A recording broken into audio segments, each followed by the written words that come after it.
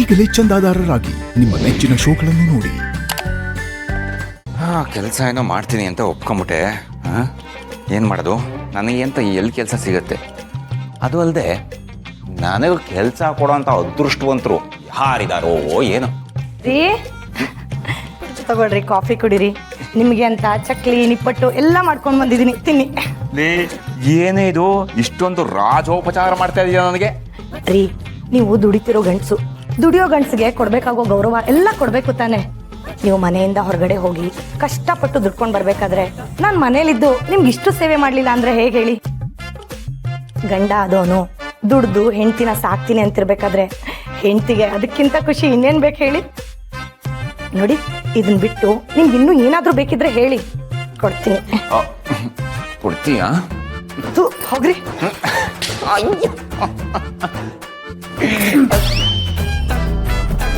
ಯಾಕ ಹೆಂಡತಿ ಎದುರಿಗೆ ಅಷ್ಟೊಂದು ಹೆಣ್ಣು ತರ ನುಲಿತಾ ಇದೆಯಾ? ಮತ್ತಿನ್ನೇನು ಮಮ್ಮಿ, ನಾನು ಕೆಲ್ಸಕ್ಕೆ ಹೋಗ್ತೀನಿ ಅಂತಿದ್ದಾಗೆ ಮನೇಲಿ ಚಕ್ಲಿ ನಿಪ್ಪಟ್ಟು ಕಾಫಿ ಆಹಾಹಾ ರಾಜೋಪಚಾರ ನಡೀತಾ ಇದೆ. ಇದಕ್ಕಿಂತ ಅದೃಷ್ಟ ಇನ್ನೇನು ಬೇಕು ನನಗೆ? ದರಿದ್ರ ಅಲ್ಲಲ್ಲಿ ನಾನು ಏನೇನೋ ಕನಸು ಕಾಣ್ತಾ ಇದ್ದೀನಿ.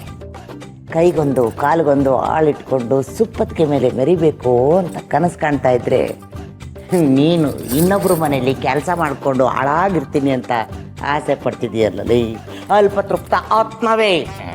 ಏನು ಮಾಡೋದು ಮಮ್ಮಿ, ಇದು ಯಾವುದು ನಮ್ಮ ಕೈಯಲ್ಲಿಲ್ಲ. ಅಲ್ಲೊಂದು ಶಕ್ತಿ ಇದೆ ನೋಡು, ಆ ಕೈ ಆಡಿಸ್ದಂಗೆ ನಾವು ಭಕ್ತಿಯಿಂದ ಕೇಳ್ಕೊಂಡಿರ್ಬೇಕಷ್ಟೇ. ಎಲ್ಲೋ ಏನೋ ಎಡವಟ್ಟಾಗಿದೆ ಕಣ. ನೋಡು, ತಾತ್ಸಾರ ಮಾಡಿದ್ರೆ ಕಡ್ಡಿನೂ ಗುಡ್ಡ ಆಗುತ್ತೆ ಅಂತ ಕೇಳಿದ್ದೀನಿ. ಆದರೆ ನಮ್ಮ ಮನೆಯಲ್ಲಿ ಒಂದು ಸಣ್ಣ ಗುಂಡು ಪಿನ್ನು ತ್ರಿಶೂಲವಾಗಿಬಿಡ್ತಲ್ಲೋ.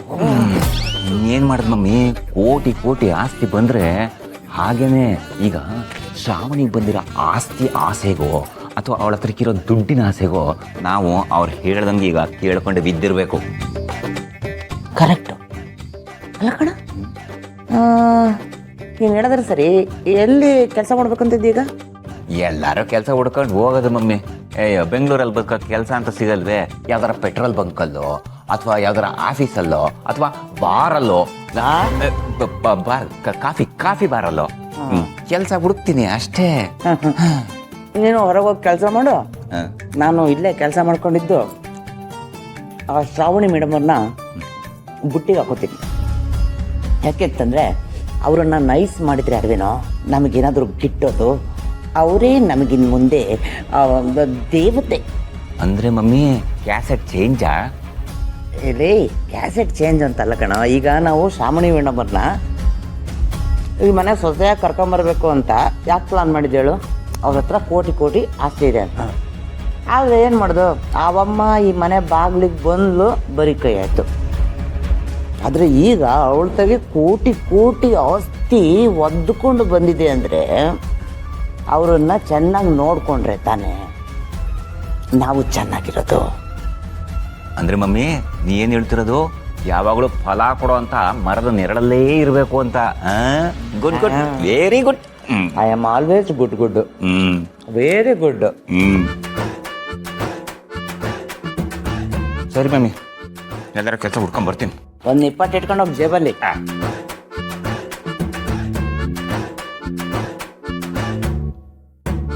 ದನ ಕಾಪಿ ಕೊಡೆ ಬೇಡ, ನಾನೇ ತಗೊಂಬರ್ತೀನಿ ಹೋಗಿ. ಭಯ ಅಲ್ಲ ಮೇಡಮ್, ಇದು ಭಕ್ತಿ, ಭಕ್ತಿಯಿಂದ ಮಾಡ್ತಾ ಇದ್ದೀನಿ.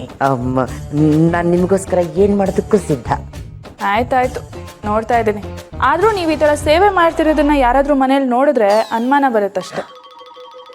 ಓ ಹೌದಲ್ಲ, ಆಯ್ತು ಮೇಡಮ್ರೆ, ಇನ್ಮೇಲಿಂದ ಮರೆಯಲ್ಲಿ ನಿಂತೇ ಸೇವೆ ಮಾಡ್ತೀನಿ. ಹಾಂ ಸರಿ. ಹೌದು, ನಿಮ್ಮ ಮಗನ ಕತೆ ಏನಾಯ್ತು? ಯಾವಾಗಿಂದ ಕೆಲ್ಸಕ್ಕೆ ಹೋಗ್ತಾರಂತೆ? ನಾಳೆಯಿಂದನೇ ಕೆಲಸ ಹುಡ್ಕೊಂಡು ಹೋಗ್ತೀನಿ ಅಂತ ಅಂದ.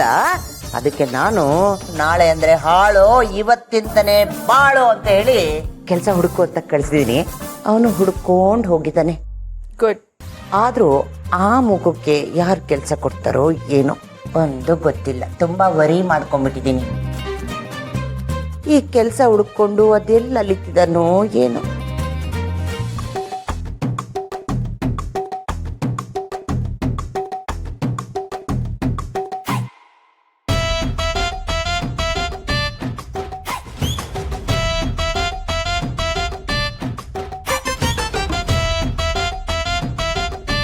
ಛೇ ಛೇ ಛೇ ಛೇ ಛೇ ಛೇ ಛೇ ಪಾಪ ಬೆಂಗಳೂರಲ್ಲಿ ಜನಸಂಖ್ಯೆ ಜಾಸ್ತಿ ಆಗೋಯ್ತು, ಕೆಲಸ ಅನ್ನೋದು ಕಮ್ಮಿ ಆಗೋಯ್ತು.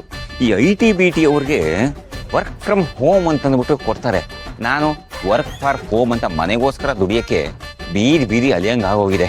ಹೆಂಗಾದ್ರೂ ಮಾಡಿ ಕುತ್ಕೊಂಡು ದುಡ್ಡು ಎಣಿಸ್ಬೇಕು. ಆ ಥರದ ಕೆಲಸ ಎಲ್ಲರ ಸಿಕ್ಕಿಬಿಟ್ರೆ ಆಹಾ, ನನ್ನಂತ ಸ್ವರ್ಗ ಸುಖಿ ಇನ್ಯಾರೂ ಇಲ್ಲ. ಅವ್ವಾ, ಕ್ರಿಕೆಟ್ ಬೆಟ್ಟಿಂಗ್ನಲ್ಲಿ ಕೋಟಿ ಕೋಟಿ ಹಣ ಕಳೆದುಕೊಂಡ ಗಂಡನ ಕಾಲು ಮುರಿದ ಹೆಂಡತಿ. ಪೇಪರ್ ತಗೊಂಡಿರೋದು ನೀನು ಓದೋದಿಕ್ಕೆ, ನಿನ್ನ ಪಾಡಿ ನಿನ್ ಮನ್ಸಿನಲ್ಲಿ ಓದ್ಕೋ. ಊರೆಲ್ಲ ಕೇಳಂಗ ಅದ್ಯಾಕೆ ಓದ್ತೀಯ? ಅದಕ್ಕೆ ಬೇಜಾನ್ ಮೀಡಿಯಾಗಳಿದಾವೆ. ನನಗೆ ಓದಕ್ಕೆ ಬರೋದೇ ಹೀಗೆ. ಇಷ್ಟ ಇದ್ರೆ ಕೇಳು, ಇಲ್ಲ ಕಿವಿ ಮುಚ್ಕೋ, ಇಲ್ಲ ಅಂದ್ರೆ ಎದ್ದು ಹೋಯ್ತಾ ಇರು. ಆಯ್ತು ಬಿಡಪ್ಪ, ಕಿವಿ ಮುಚ್ಕೊಳಕ್ಕೆ ಕೈಯಲ್ಲಿ ಶಕ್ತಿ ಇಲ್ಲ, ಎದ್ದೋಗೋಣ ಅಂದ್ರೆ ಕಾಲಲ್ಲಿ ಶಕ್ತಿ ಇಲ್ಲ.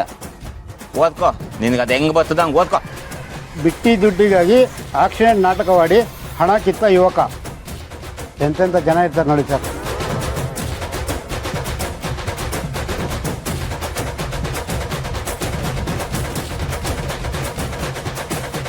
ಆಹಾ, ಎಂತ ಸೂಪರ್ ಐಡಿಯಾನೋ ಇದು.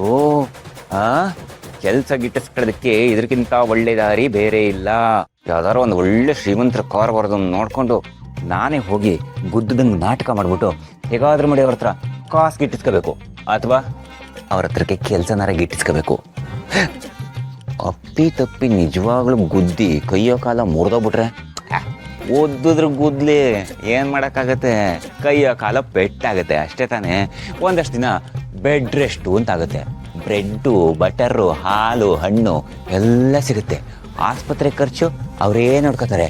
ಆ ಶ್ರೀಮಂತರಿಗೆ ಏನಾರ ಕನಿಕರ ಏನಾರ ಬಂದ್ಬಿಟ್ರೆ ಅವ್ರ ಹತ್ರಕ್ಕೆ ಹಾಗೆ ಕೆಲಸನೂ ಗಿಟ್ಟಿಸ್ಕೋಬಹುದು. ಲೇ ಸುಂದ್ರ, ಇದಕ್ಕಿಂತ ಒಳ್ಳೆ ಅವಕಾಶ ಬೇರೆ ಇಲ್ಲ ಕಣೋ. ಸೂಪರ್ ದಿನ. ದಾರಿ ಯಾವದಯ್ಯ ವೈಕುಂಠಕ್ಕೆ. ದಾರಿ ಎದುರುಗಡೆ ಕಾಣಿಸ್ತಾ ಇದೆ, ಒಂದು ಕಾರು ಬರ್ತಾ ಇದೆ.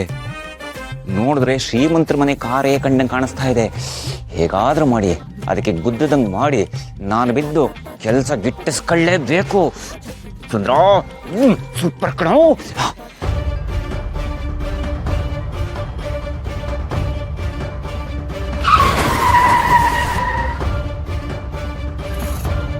ಅಯ್ಯೋ, ಕಾರ್ ಗುದ್ದಿ ಕಾಲೇ ಮುರಿದಾಕ್ಬಿಟ್ರಲ್ಲಪ್ಪ. ಅವಲೇ ಅವಲೇ, ನಾನು ಹೆಂಗ್ ಬದುಕ್ಲಿಂದು? ಅಯ್ಯೋ ದೇವ್ರೇ, ಅವಾ, ಅಯ್ಯೋ ಕಾರ್ ಗುದ್ದಿ ಕಾಲೇ ಮುರಿದಾಕ್ಬಿಟ್ರಲ್ಲಪ್ಪ.